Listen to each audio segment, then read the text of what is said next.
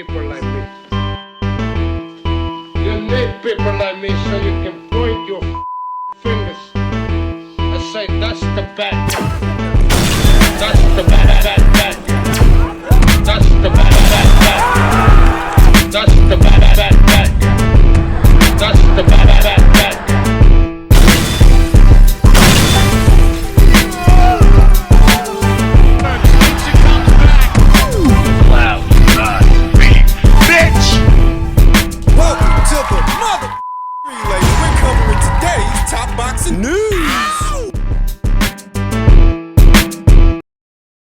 After that defeat, I feel like it's more likely that I am going to look at that option. We're hoping to get out in the summer and maybe do the fight at 123 pounds, 124 pounds, and explore the idea of doing 122. So I'm excited for that as well. It's a new challenge, new weight division, and yeah, something to kind of set my mind on. Mixed feelings about Skye Nicolson making a decision to move down on the heels of her first professional loss. I don't like the optics of it. It's almost like they're running her out of the featherweight division, where I happen to think she can become a champion again. Tiara beat her, and that's all well and good, but that doesn't mean everybody's going to beat her, that she should now leave that weight class. I happen to think if they try for a Nina Menka fight, who still is this division's IBF champion, Skye can win that fight. Skye can beat Nina. And don't forget that even though Amanda Serrano still holds 2 alphabet titles here, that won't be for long. Amanda's career is winding down. We've been talking about it for weeks that after that Katie Taylor rematch, I wouldn't be surprised if she retires right after that or has at least one more fight, but not at 126. I don't think Amanda's going to put her body through that after fighting at 140 her last 2 starts. So if you stick around, you may be able to pick up one or some of the titles she held and continue to try and unify this division, continue to try and become its undisputed champion, that if you leave now, it's bad optics. No mention of a Tiara Brown rematch, and if you're moving down, it's to have some sort of an advantage over your opponents moving forward. Skye Nicolson would be a very big super bantamweight if she can get there. She'd be a lot taller and a lot longer at 122 than most 122-pounders, so that would be an advantage, a lot of height and a lot of reach. Trying to fight smaller women. The caveat is the world title picture is jammed up at 122. Ellie Scottney and Jamie Mercado are about to fight each other for 3 of the 4 major titles at the weight. In the interim, Nazarena Romero, the former champion, has activated her rematch clause to challenge newly crowned WBA champion Mayeli Flores for a second time, to where if Skye goes down there, it could be a while before she gets to fight for a title, whereas at 126, Nina Menka is available.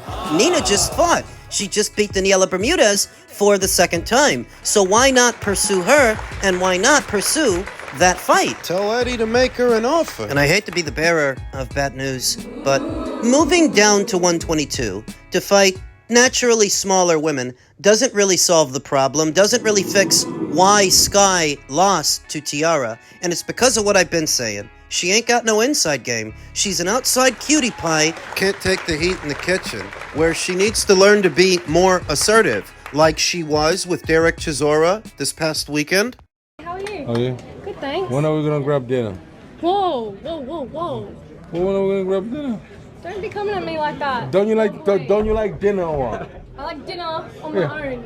Very assertive, drawing a line in the sand and standing her ground with Derek Chisora. What about Derek? The old saying goes, you miss 100% of the shots you don't take. He took his shot. Now, perhaps it wasn't a good idea to shoot that shot while the cameras were rolling, and I don't know what, if anything, would have gave Derek the impression that Skye Nicolson would have dinner with him. It helps to get the green light first, in a manner of speaking, choosing signals, some sort of rhythm, some sort of something. But you saw how assertive Skye Nicolson was and how strong, standing her ground.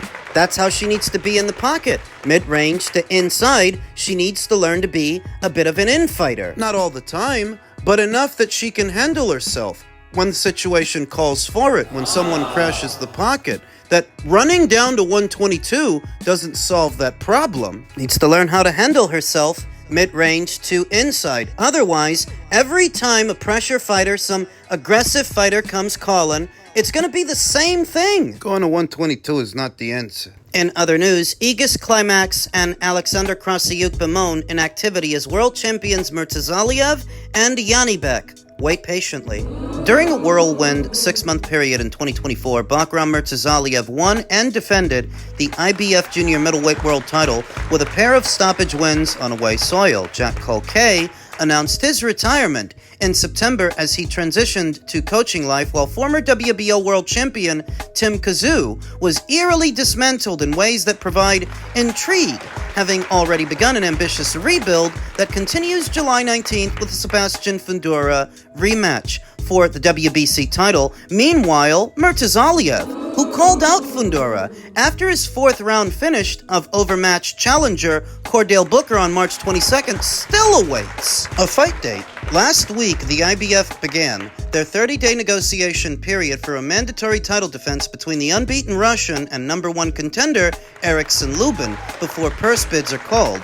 Lubin has won 3 straight since a stoppage defeat in his Fundora firefight 3 years ago, most recently halting previously unbeaten contender Ardreal Holmes Jr. with an 11th round stoppage win during their May 10th headliner. He is now Bakram's mandatory challenger, but where will the fight land? It's important to note that Erickson Lubin last boxed on ProBox, not PBC on Amazon. That's interesting. When asked about a return timeline for the champion given the ever-changing divisional landscape, his manager, Aegis Klimas, didn't give much away.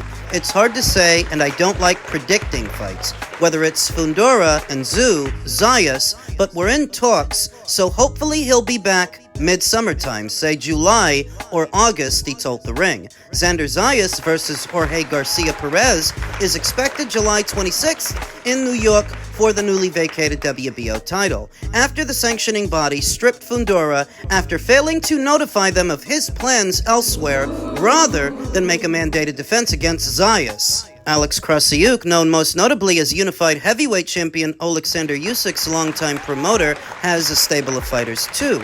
He acknowledges the difficulty in bridging the gap while keeping contenders as well as world champions busy with meaningful activity when financial rewards aren't very high. You have to get to the source to finance it. If you don't have a TV deal, that's not good, and it's worse if there's no sponsors or tickets aren't really being sold. We have so many good fighters, but that doesn't mean you earn a lot or become a star. Only real stars earn real money. They manage and promote a lot of the Eastern European fighters you see here and there, but as you can imagine, the Eastern European fighters don't really have a built-in audience, like say a Mexican fighter in America, or a Puerto Rican one, or a black one. They don't have an army of fans that are going to carry them here in the States. And even with that built-in audience that some fighters have, it's still increasingly difficult to become a star, a noteworthy fighter in the sport of boxing, at least in the American landscape, so you can imagine how much harder it is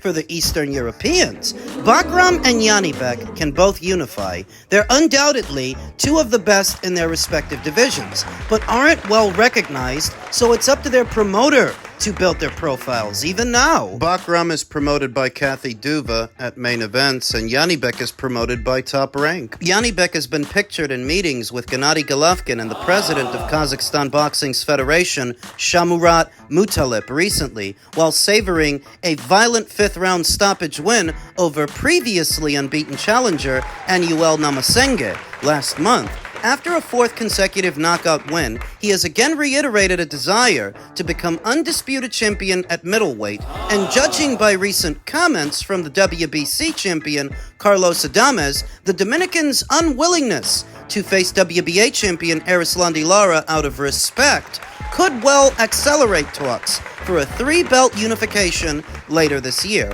First, though, he must emerge unscathed beyond Yanibek's compatriot and mandatory challenger Mayrim Nursultanov, also of Kazakhstan, with positive negotiations, meaning it's likely the two teams will agree a summertime bout housed on PBC at an event yet to be announced. I heard a blurb that fight might land on the undercard of Gervonta Davis versus Lamont Roach 2. We'll see. Yanni Beck has been more active than, say, Bakram Murtazaliev against middling competition, while Nursultanov himself hasn't featured since November of 2023. The wait for clarity, for all considered, continues. Former WBO lightweight titleist Denis Berinchyk is another suffering from inactivity, boxing once yearly since a 2-fight stint in 2021. Krassyuk told The Ring that Denis recently underwent successful shoulder surgery, though it may take 6 months to recover. He has some powder in his cellar to explode. I think he'll come back again, were his words. Though it begs the question, what more does he have to give? Aged 37, much like the fast-ticking timer hanging over IBF champion and age-mate Vasyl Lomachenko.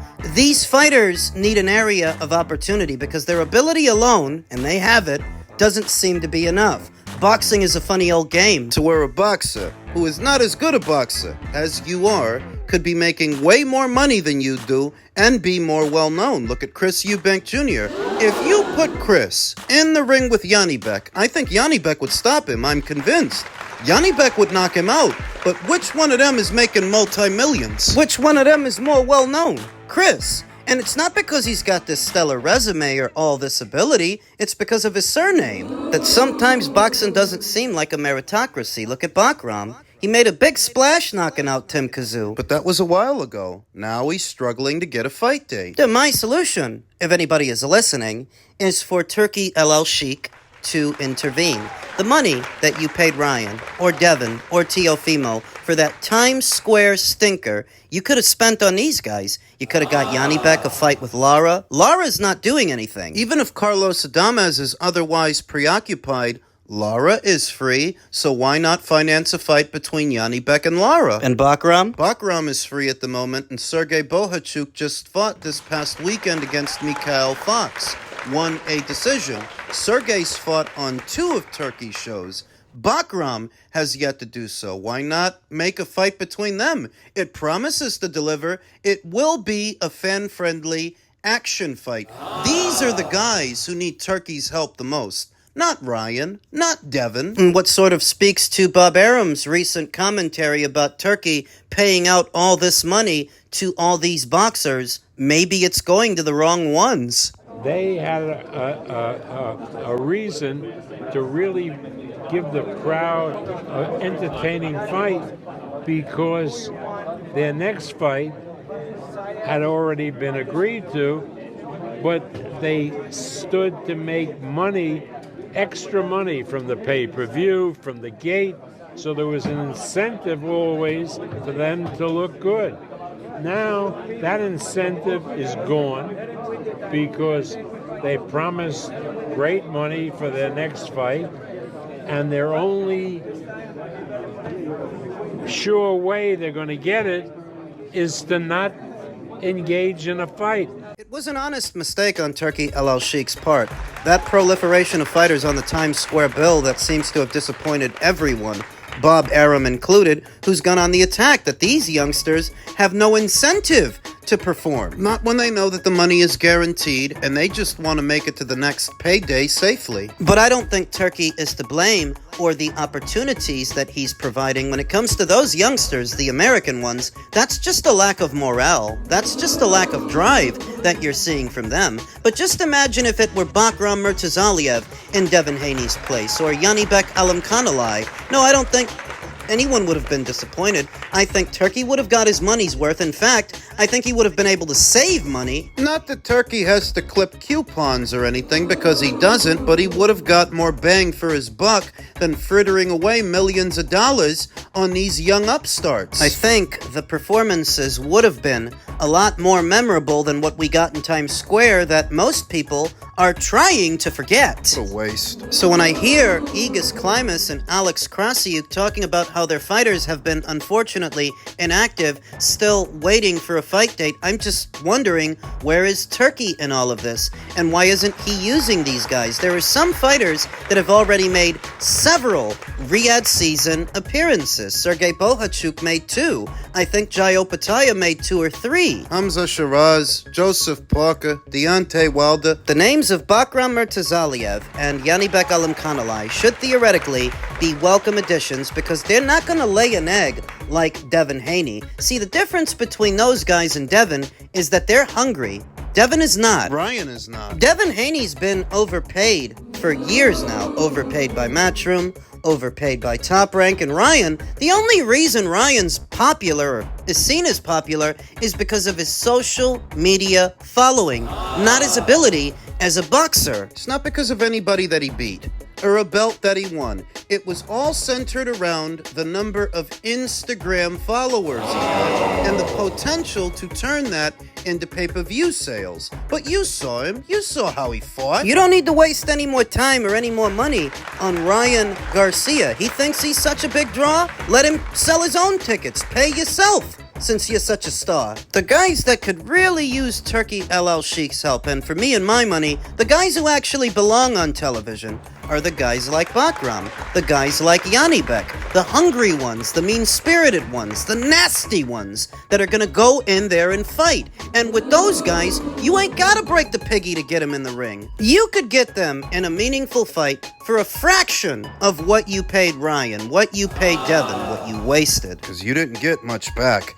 It was an honest mistake. Anybody sees that itemized list of names, Teofimo, Devin, Ryan, Rolly, Jose, Arnold, they're thinking they're getting value for money. It's what I thought. So Turkey made an honest mistake, but now it's time to learn from it and use these guys that you ain't using. I think one fight that Turkey can make with relative ease is Yanibek Alimkhanalai versus Arislandi Lara. If Carlos is otherwise preoccupied, that's fine. There is another champion available, and he ain't spoken for. He's not doing much of anything. Neither of them are. Yanibek, Lara, make a fight between them. Sergey Bohachuk just fought this past Saturday. Get him in the ring with Bakram Murtazaliev. Between those two base styles, that's a powder keg.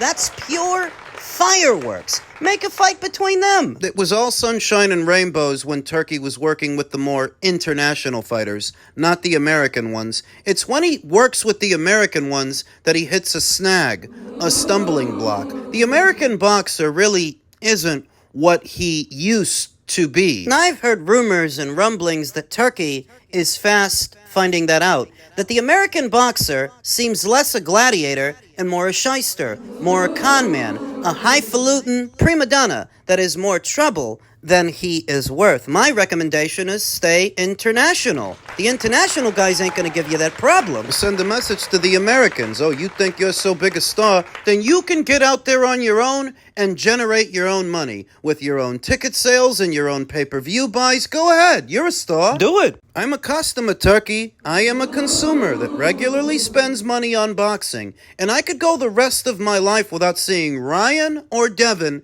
at Riyadh season. You don't need them. For what you are wasting on those two fighters, you could finance a whole goddamn tournament at 126, 130, and 160. It's time to divert those resources elsewhere.